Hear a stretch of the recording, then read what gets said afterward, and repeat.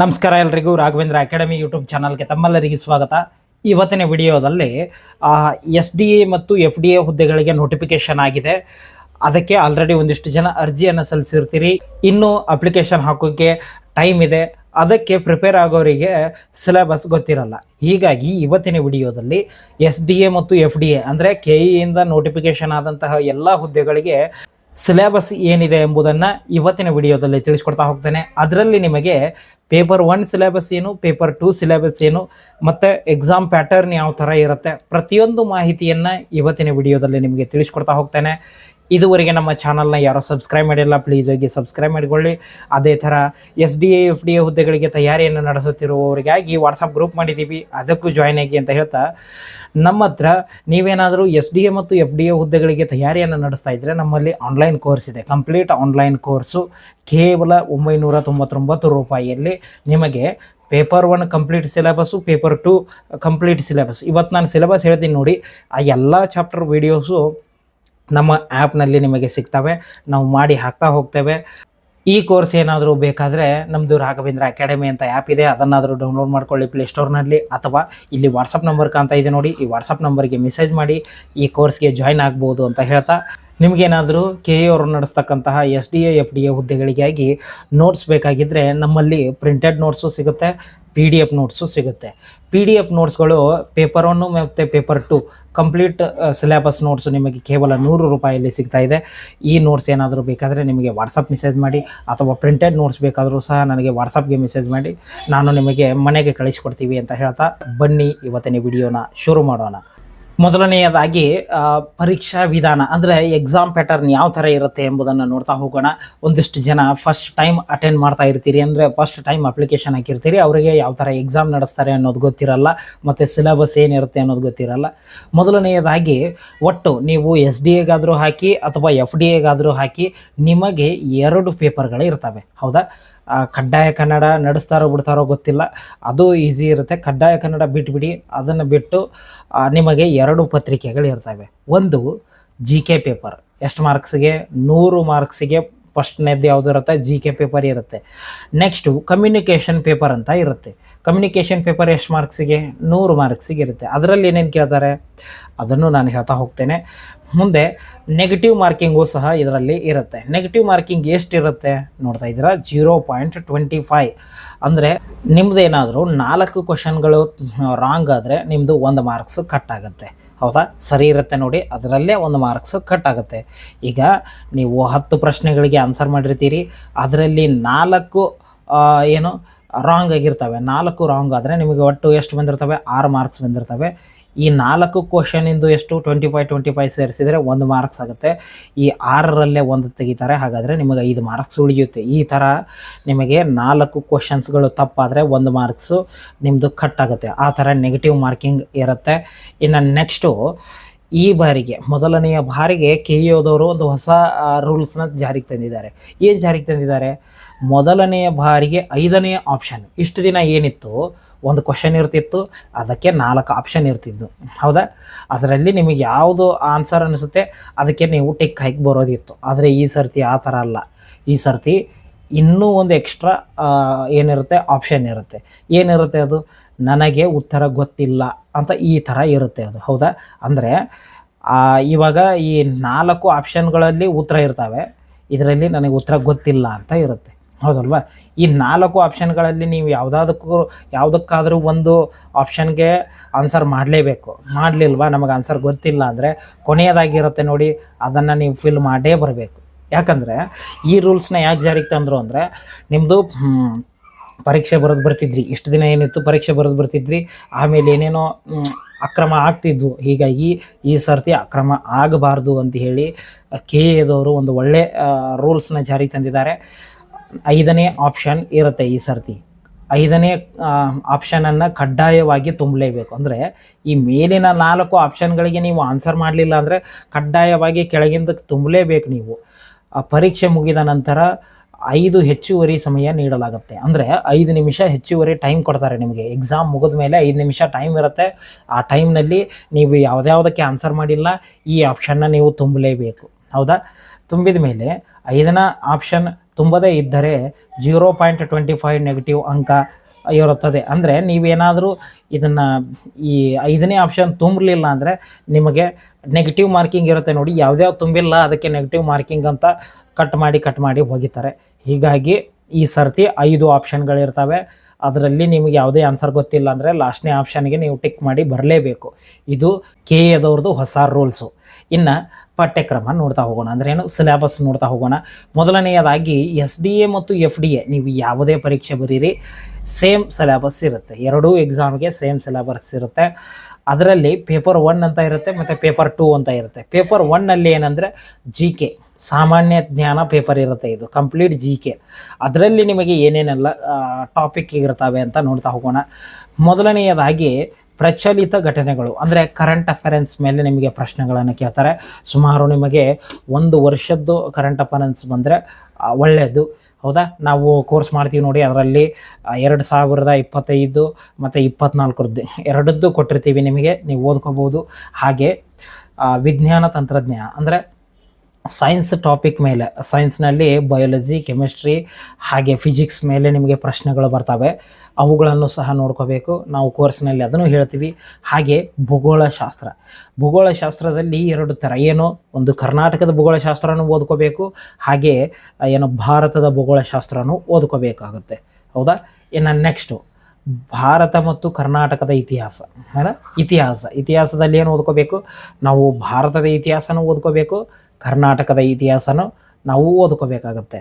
ಇನ್ನು ನೆಕ್ಸ್ಟು ಭಾರತದ ಸಂವಿಧಾನ ಮತ್ತು ರಾಜಕೀಯ ಅಂದರೆ ಇಂಡಿಯನ್ ಕಾನ್ಸ್ಟಿಟ್ಯೂಷನ್ನ ನಾವು ಓದ್ಕೋಬೇಕಾಗತ್ತೆ ಕಂಪ್ಲೀಟಾಗಿ. ಅದರಲ್ಲಿ ಬರುವಂತಹ ಭಾಗಗಳು ಯಾವುವು, ಮತ್ತು ಯಾವ ದೇಶದಿಂದ ಏನನ್ನು ಎರವಲು ಪಡೆದುಕೊಂಡಿದ್ದೇವೆ, ಪ್ರಮುಖ ವಿಧಿಗಳು ಯಾವುವು, ರಾಷ್ಟ್ರಪತಿದು ಎಲ್ಲ, ರಾಜ್ಯ ಶಾಸಕಾಂಗದ್ದು ಎಲ್ಲವನ್ನು ನಾವು ಓದ್ಕೋಬೇಕಾಗತ್ತೆ. ಹಾಗೆ ನೆಕ್ಸ್ಟು ಭಾರತ ಮತ್ತು ಕರ್ನಾಟಕದ ಆರ್ಥಿಕತೆ ಅಂದರೆ ಏನು, ಎಕನಾಮಿಕ್ಸು. ಕರ್ನಾಟಕದ್ದು ಎಕನಾಮಿಕ್ಸ್ ಓದ್ಕೋಬೇಕು, ಭಾರತದ್ದು ಎಕನಾಮಿಕ್ಸ್ ಓದ್ಕೋಬೇಕು. ಇದು ಆಲ್ಮೋಸ್ಟ್ ಈ ಎಕನಾಮಿಕ್ಸ್ ಸಬ್ಜೆಕ್ಟ್ ಯಾವುದ್ರ ಮೇಲೆ ಡಿಪೆಂಡ್ ಆಗಿರುತ್ತೆ ಅಂದರೆ ಕರೆಂಟ್ ಅಫೇರೆನ್ಸ್ ಮೇಲೆ ಡಿಪೆಂಡ್ ಆಗಿರುತ್ತೆ. ಅಂದರೆ ಓಲ್ಡ್ ಏನು ಕೇಳೋ ಅದರಲ್ಲಿ ಇದನ್ನೇ ಇಲ್ಲ, ಆಪ್ಷನ್ನೇ ಇಲ್ಲ. ಹೀಗಾಗಿ ಪ್ರಚಲಿತ ಘಟನೆಗಳ ಮೇಲೆ ಏನಾದರೂ ಆರ್ಥಿಕತೆಯ ಮೇಲೆ ಪ್ರಶ್ನೆಗಳು ಬಂದರೆ ನಿಮಗೆ ಅದನ್ನು ಕೇಳ್ತಾರೆ. ಇನ್ನು ನೆಕ್ಸ್ಟು ಮಾನಸಿಕ ಸಾಮರ್ಥ್ಯ ಅಂದ್ರೇನು, ಮೆಂಟಲ್ ಎಬಿಲಿಟಿ ಅಷ್ಟಿರಲ್ಲ, 2 ಅಥವಾ 3-4 ಮೆಂಟಲ್ ಎಬಿಲಿಟಿ ಕ್ವಶನ್ಸ್ಗಳು ಇರ್ತವೆ. ನಾವು ಅದರಲ್ಲಿ ಬರುವಂತಹ ಇಂಪಾರ್ಟೆಂಟ್ ಟಾಪಿಕ್ಸ್ಗಳನ್ನು ನಾವು ಹೇಳ್ತಾ ಹೋಗ್ತೀವಿ. ಅವುಗಳನ್ನು ನೀವು ಕರೆಕ್ಟಾಗಿ, ಅಂದರೆ ಯಾವ ಟಾಪಿಕ್ ಮೇಲೆ ನಿಮಗೆ ಪ್ರಶ್ನೆಗಳನ್ನು ಕೇಳ್ಬೋದು ಅಂತ ನಮಗೆ ಆಲ್ರೆಡಿ ಗೊತ್ತು. ಆ ಟಾಪಿಕ್ನ ನಾವು ಕ್ಲಾಸ್ ಮಾಡಿ ಹಾಕ್ತೀವಿ. ಅದನ್ನಷ್ಟು ಪರ್ಫೆಕ್ಟ್ ಆದರೆ ಸಾಕು.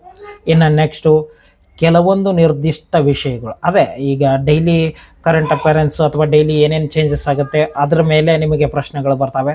ಅದ್ರ ಜೊತೆಗೆ ಒಂದಿಷ್ಟು ಹೊಸ ಚಾಪ್ಟರ್ಗಳನ್ನು ಆ್ಯಡ್ ಮಾಡಿದ್ದಾರೆ ಅವರು. ಏನು ಮಾಡಿದ್ದಾರೆ, ಪಂಚಾಯತ್ ರಾಜ್ ಬಗ್ಗೆ ಅಂದ್ರೇನು, ಈ PDO ಹುದ್ದೆಗಳಿಗೆ ಏನೋ ಓದ್ಕೊತಿದ್ದೀವಿ ನೋಡಿ, ಅದರಲ್ಲೇ ಒಂದಿಷ್ಟು ಮಾಹಿತಿಯನ್ನು, ಆ ಪೂರ್ತಿ ಇಷ್ಟು ವಿಷಯಗಳನ್ನು ಓದೋದು ಬೇಡ, ಜಸ್ಟ್ ಅದಕ್ಕೆ ಏನು ಇಂಪಾರ್ಟೆಂಟ್ ನೋಡಿ ಅಷ್ಟು ಓದಿದರೆ ಸಾಕು. ಅದರ ಜೊತೆಗೆ ಸಹಕಾರಿ ಸಂಘಗಳ ಬಗ್ಗೆ ಪ್ರಶ್ನೆಗಳನ್ನು ಕೇಳ್ತಾರೆ. ಹಾಗೆ ಕರ್ನಾಟಕದ ಭೂ ಸುಧಾರಣೆಗಳು ಅಂದರೆ ಸ್ವತಂತ್ರ ಬಂದ ನಂತರ ಕರ್ನಾಟಕದಲ್ಲಿ ಏನೇನು ಭೂ ಸುಧಾರಣೆಗಳು ಆದವು ಎಂಬುದನ್ನು ಕೇಳ್ತಾರೆ. ಅದೊಂದು ಸ್ವಲ್ಪ ಟಾಪಿಕ್ಕು. ಹಾಗೆ ಸಮಾಜಶಾಸ್ತ್ರ, ಸಾರ್ವಜನಿಕ ಆಡಳಿತ, ಇಷ್ಟೆಲ್ಲ ಟಾಪಿಕ್ಗಳನ್ನು ಇವುಗಳನ್ನು ಹೊಸದಾಗಿ ಸೇರಿಸಿದ್ದಾರೆ. ಅದನ್ನು ಬಿಟ್ಟರೆ ಎಲ್ಲ ನೀವು ಇಷ್ಟು ದಿನ ಏನು ಓದಿರ್ತೇನೋ ನೋಡಿ ಅದೇ ಇರುತ್ತೆ. ಅಥವಾ ಸರ್ ನಾವು ಇಷ್ಟು ದಿನ ಇನ್ನೂ ಓದೇ ಇಲ್ಲ ಅಂದರೆ ಇವತ್ತಿಂದನೂ ಸ್ಟಾರ್ಟ್ ಮಾಡಿದರೂ ಸಹ ನೀವು ಆರಾಮಾಗಿ ಕ್ರ್ಯಾಕ್ ಮಾಡ್ಬೋದು. ಇದು ಪೇಪರ್ 1 ಇನ್ನು ಪೇಪರ್ 2 ಅಂದ್ರೇನು, ಕಮ್ಯುನಿಕೇಷನ್ ಪೇಪರ್. ಅದರಲ್ಲಿ ಏನೇನಿರುತ್ತೆ, ಅದರಲ್ಲಿ ಜನರಲ್ ಕನ್ನಡ ಇರುತ್ತೆ, ಇಂಗ್ಲೀಷ್ ಇರುತ್ತೆ, ಕಂಪ್ಯೂಟರ್ ಇರುತ್ತೆ. ಒಂದು ಸ್ವಲ್ಪ ಟೈಪಿಂಗ್ ಮಿಸ್ಟೇಕ್ ಆಗಿದೆ, ಇದು ಕಂಪ್ಯೂಟರ್ ಇರುತ್ತೆ. ಅಂದರೆ 3 ಚಾಪ್ಟರ್ಗಳು ಇರ್ತವೆ. ಒಂದು ಕನ್ನಡಕ್ಕೆ ಎಷ್ಟು ಮಾರ್ಕ್ಸು, 35 ಅಂಕಗಳು ಇರ್ತವೆ. ಹೌದಾ, ಕನ್ನಡ 35 ಮಾರ್ಕ್ಸಿಂದ ಕನ್ನಡ ಕೇಳ್ತಾರೆ. ಹಾಗೆ 35 ಮಾರ್ಕ್ಸಿಂದು ಏನೋ ಇಂಗ್ಲೀಷ್ ಕೇಳ್ತಾರೆ. ಹಾಗೆ 30 ಅಂಕಗಳಿಗೆ ಕಂಪ್ಯೂಟರ್ ಇರುತ್ತೆ.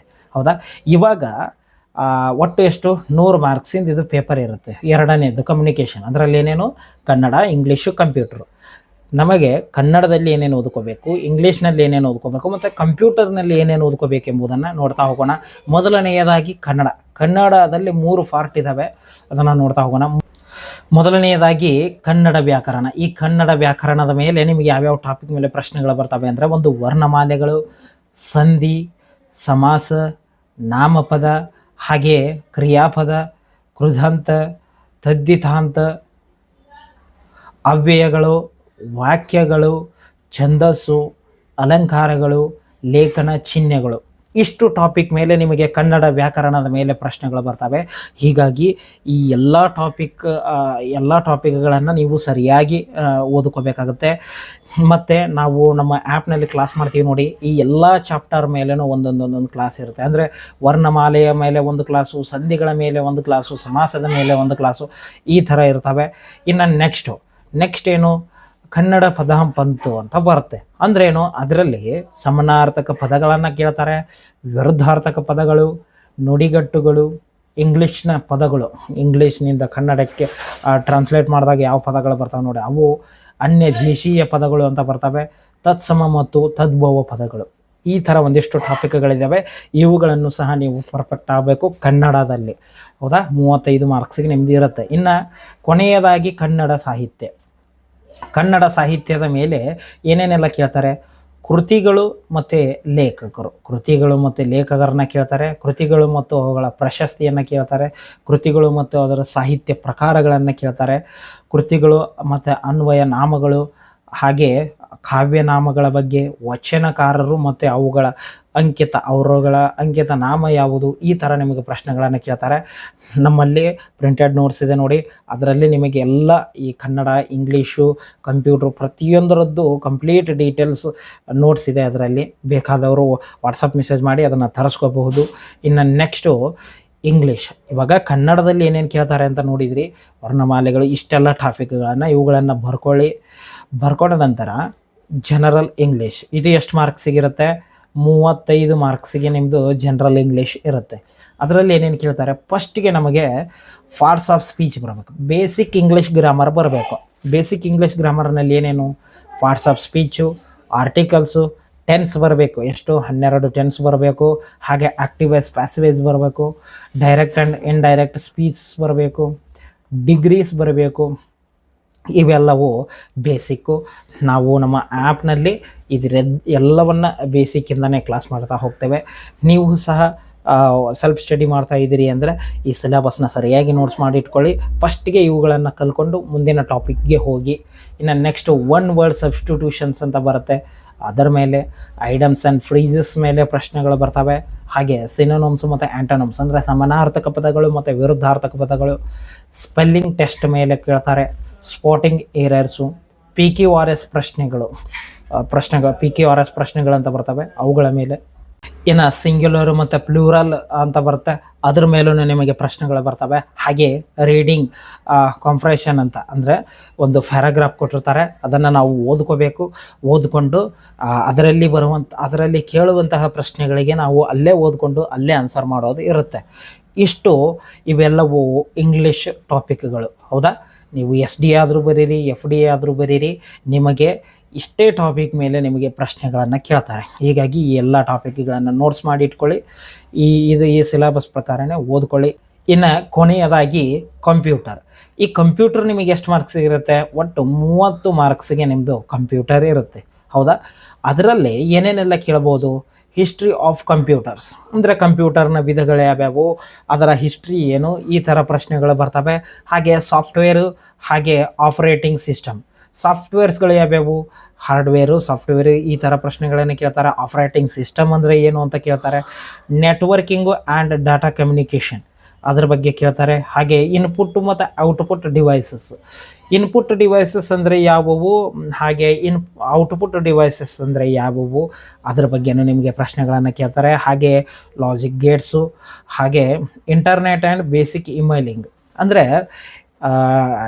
ಈ ಕಂಪ್ಯೂಟರ್ ಮೇಲೆ ಇಡೋದು ಯಾಕೆಂದರೆ ನಿಮಗೆ ಕಂಪ್ಯೂಟರ್ ಯೂಸ್ ಮಾಡೋಕ್ಕೆ ಬರುತ್ತಾ ಇಲ್ವಾ, ಇಂಟರ್ನೆಟ್ ಅಂದರೆ ಏನು ಅನ್ನೋದು ಗೊತ್ತಾ, ಅಥವಾ ಇಮೇಲ್ ಅಂದರೆ ಏನು ಅನ್ನೋದು ಗೊತ್ತಾ ಅಂತ ಜಸ್ಟ್ ಸ್ಯಾಂಪಲ್ ಕೇಳ್ತಿರ್ತಾರೆ ಅವರು. ಇಂಟರ್ನೆಟ್ ಮೇಲೂ ನಿಮಗೆ ಪ್ರಶ್ನೆಗಳನ್ನು ಕೇಳ್ತಾರೆ, ಹಾಗೆ ಇಮೇಲ್ ಮೇಲೂ ನಿಮಗೆ ಪ್ರಶ್ನೆಗಳನ್ನು ಕೇಳ್ತಾರೆ. ಅದೇ ಥರ ಕಂಪ್ಯೂಟರ್ ಸ್ಟ್ಯಾಂಡರ್ಡ್ಸ್ ಅಂತ, ಪ್ರೋಟೋಕಾಲ್ಸು, ಫೈಲ್ಸ್ ಫಾರ್ಮ್ಯಾಟ್. ಅಂದರೆ ಇವಾಗ ನಾವು ಕಂಪ್ಯೂಟರ್ನಲ್ಲಿ ಒಂದು ಫೈಲ್ ಸೇವ್ ಮಾಡ್ತೀವಿ, ಏನು ವರ್ಡ್ನಲ್ಲಿ ಒಂದಿಷ್ಟು ಟೈಪ್ ಮಾಡಿ ಸೇವ್ ಮಾಡ್ತೀವಿ, ಅದು ಯಾವ ಫಾರ್ಮ್ಯಾಟ್ನಲ್ಲಿ ಸೇವ್ ಆಯಿತು ಎಂಬುದನ್ನು ಕೇಳ್ತಾರೆ. ಅಥವಾ ನಾವು ಎಕ್ಸೆಲ್ನಲ್ಲಿ ಒಂದು ವರ್ಕ್ ಮಾಡಿ ಸೇವ್ ಮಾಡ್ತೀವಿ, ಅದು ಯಾವ ಫಾರ್ಮ್ಯಾಟ್ನಲ್ಲಿ ಕಂಪ್ಯೂಟರ್ನಲ್ಲಿ ಸೇವ್ ಆಗಿದೆ, ಫೋಟೋ ಯಾವ ಫಾರ್ಮ್ಯಾಟ್ನಲ್ಲಿ ಸೇವ್ ಆಗುತ್ತೆ, ವಿಡಿಯೋಕ್ಕೆ ಏನಂತಾರೆ, ಅದು ಎಲ್ಲವನ್ನು ನಿಮಗೆ ಪ್ರಶ್ನೆಗಳನ್ನು ಕೇಳ್ತಾರೆ. ಹಾಗೆ ಮೆಮೊರಿ ಆ್ಯಂಡ್ ಡಾಟಾಬೇಸ್, ಮೆಮೊರಿಗಳ ಬಗ್ಗೆ ಅಂದರೆ 1 GB ಅಂದರೆ ಎಷ್ಟು, 1 TB ಅಂದರೆ ಎಷ್ಟು, ಈ ಥರ ಪ್ರಶ್ನೆಗಳು ನಿಮಗೆ ಬರ್ತವೆ. ಹಾಗೆ management system, database management system ಅಂತ. ಇನ್ನು ಕೊನೆಯದಾಗಿ MS ಆಫೀಸು ಇದು ವೆರಿ ಇಂಪಾರ್ಟೆಂಟ್ ಆಗುತ್ತೆ. ಯಾಕಂದರೆ ಕಂಪ್ಯೂಟರ್ನಲ್ಲಿ ನಿಮ್ಮದೆಲ್ಲ ಕೆಲಸ ನಡೆಯೋದೇ ಜಾಸ್ತಿ ಅಂದರೆ ಈ MS ಆಫೀಸ್ನಲ್ಲಿ. ಏನೇನು ಬರುತ್ತೆ ಅದರಲ್ಲಿ, MS ವರ್ಡ್ ಬಗ್ಗೆ ನಿಮಗೆ ಪ್ರಶ್ನೆಗಳನ್ನು ಕೇಳ್ತಾರೆ. MS ವರ್ಡ್ ಅಂದರೆ ಏನು, ಅದರಲ್ಲಿ ಏನು ಮಾಡ್ತಾರೆ, ಅದರಲ್ಲಿರುವಂತಹ ಶಾರ್ಟ್ಕಟ್ ಕೀಸ್ ಬಗ್ಗೆ ಎಲ್ಲವನ್ನ ಕೇಳ್ತಾರೆ. ಹೀಗಾಗಿ ಅದನ್ನು ಒಂದು ಸ್ವಲ್ಪ ನೋಡಿಟ್ಕೊಳ್ಳಿ. ಅದರ ಜೊತೆಗೆ ಎಕ್ಸೆಲ್ ಅಂದರೆ ಏನು, ಅದರಲ್ಲಿ ಏನು ಮಾಡ್ತೀವಿ, ಅದರ ಶಾರ್ಟ್ಕಟ್ ಕೀಸ್ ಯಾವ್ಯಾವು ಅದನ್ನು ನೋಡ್ಕೋಬೇಕು. ಹಾಗೆ ಪವರ್ ಪಾಯಿಂಟ್ ಅಂದರೆ ಏನು, ಅದರಿಂದ ಇರುವ ಉಪಯೋಗ ಇವೇನು, ಅದರಲ್ಲಿರುವ ಶಾರ್ಟ್ಕಟ್ ಕೀಸ್ ಏನು, ಪ್ರತಿಯೊಂದು ಮಾಹಿತಿಯೂ ಸಹ ನಿಮಗೆ ಗೊತ್ತಿರಬೇಕು. ಹೌದಾ? ಇಷ್ಟು SDA ಮತ್ತು FDA ಹುದ್ದೆಗಳ ಸಿಲೆಬಸ್. ಒಟ್ಟು 2 ಪೇಪರ್ ಇರ್ತವೆ, ಒಂದು GK ಪೇಪರು, ಒಂದು ಕಮ್ಯುನಿಕೇಷನ್ ಪೇಪರ್ನಲ್ಲಿ ಕನ್ನಡ, ಇಂಗ್ಲೀಷು, ಕಂಪ್ಯೂಟರ್ ಈ ಸಬ್ಜೆಕ್ಟ್ ಇರುತ್ತೆ. ಇಷ್ಟು ಸಿಲೆಬಸ್ ವಿಡಿಯೋ ಆಗಿರುತ್ತೆ. ಈ ವಿಡಿಯೋದ ಬಗ್ಗೆ ನಿಮಗೆ ಏನೇ ಡೌಟ್ಸ್ ಇದ್ದರೂ ಸಹ ನನಗೆ ಕಮೆಂಟ್ ಮಾಡಿ, ಹಾಗೆ ವಾಟ್ಸಪ್ಗೆ ಮೆಸೇಜ್ ಮಾಡಿ ಅಂತ ಹೇಳ್ತಾ ಇವತ್ತಿನ ವಿಡಿಯೋನ ಮುಗಿಸ್ತಾ ಇದ್ದೀನಿ. ಧನ್ಯವಾದಗಳು.